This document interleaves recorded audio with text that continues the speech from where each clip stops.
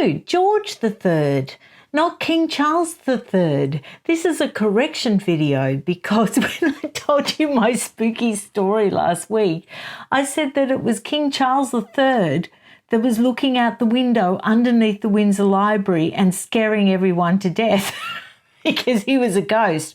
I assure you he's fighting fit and still with us. I meant King George III. So seeing I mucked that up, I might as well tell you another spooky story, a little more detail about King George III, because it's quite a cracking story.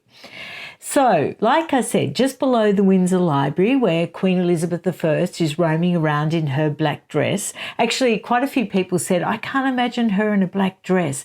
But evidently there is a portrait in Windsor Castle with her in this black dress. So that might be the one she's wearing as she's walking around the library. She's a lady after my own heart. She loves a good book. So I'm sure we'd get on very, very well. But back to King George III. Now, he actually was deemed officially mentally ill from 1810. And from 1811, his son actually took over as regent. But he used to still take the salute every afternoon, and he used to stand at this window, which in Windsor Castle is below where the library is. And he would stand and look out, and the guardsmen would walk past. They would say, eyes right, and the then King George III would salute them. And this was a ritual that happened every afternoon. So no matter how ill he got or how mentally challenged he was, he still managed to do that. It was a daily thing that he did. Well, over time, as we know, King George III dies and he's lying in state. Now, the guardsmen do their usual walk by in the afternoon, and just purely out of habit, the commander says, eyes right, and they all look towards the window where King George III would always be standing every afternoon and saluting them, and they all saw him and he saluted.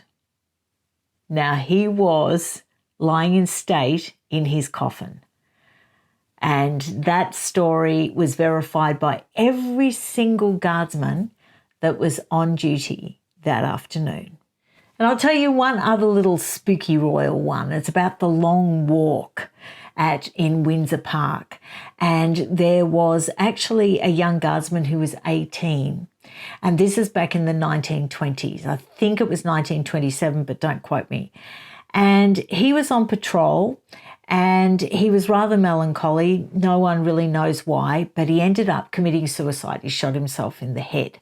Now, a few weeks later, another guardsman was on duty at night time where this occurred, and he was understandably really looking forward to his shift being over because it was, challenging and creepy and dark, and he was lonely.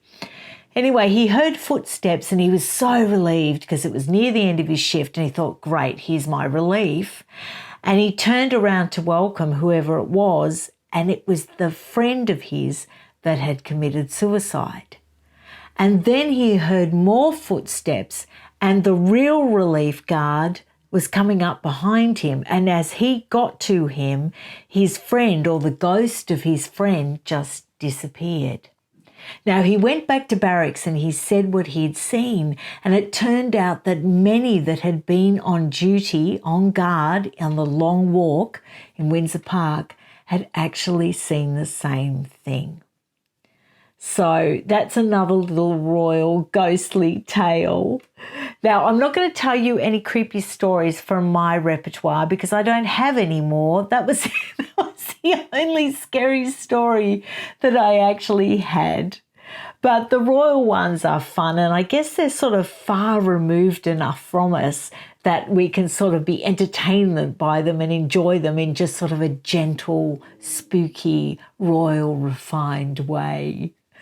If you want to leave me any more ghost stories down below in the comments, please do, because honestly, people are visiting the channel just to read your stories in the comments.